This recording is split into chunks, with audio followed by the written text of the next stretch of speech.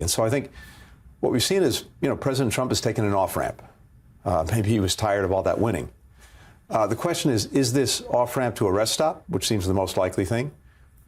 Is it to some kind of destination, or is it to some kind of dead end? And the challenge he has is he's really put himself into a corner over the last few weeks that's going to be very hard to get out of. And you don't think he can restart the war? Because that is an option, right? It is an option, but my sense of this has been that the president has had two guardrails on what he's done. Markets and munitions. Very sensitive to markets, understandably. Price of oil, gasoline, natural gas, fertilizer, the bond market, the stock market, et cetera. That's one guardrail. The other guardrail has been munitions, our supply of both offensive and defensive munitions.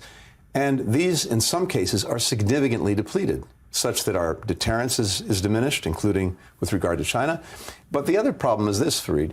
You can have a tactical success, which on one level, clearly we've had. The military, as always, does a brilliant job prosecuting its target lists, doing remarkable things. But you have tactical success and strategic failure, or at least strategic setback, because what are we left with at the end of this?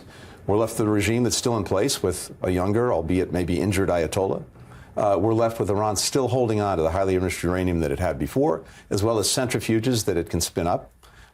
We're left with an Iran that is battered, still has missiles, fewer, but it can rebuild the production capacity.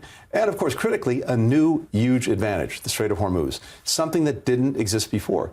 Both Iran and the United States and others always came up to the line about the Strait of Hormuz many times in the past. There was always this question mark, and we always factored in what might Iran do in the Strait to make life really difficult. It never got to that. The Iranians never pulled the trigger on the Strait because they thought that would invite an existential crisis and threat from the United States and others, Israel. And we always were very careful to make sure that we push things, but not so far that the Strait would be endangered. Now, break glass moment. That's happened. The net result is Iran emerges with tremendous leverage. And so I think the issue is this.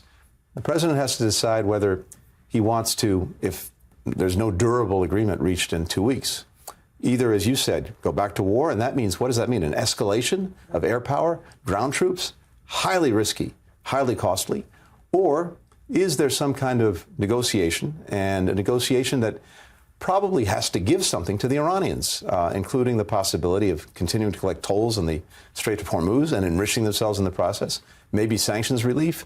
And that's why I say this looks right now like tactical success, but strategic failure.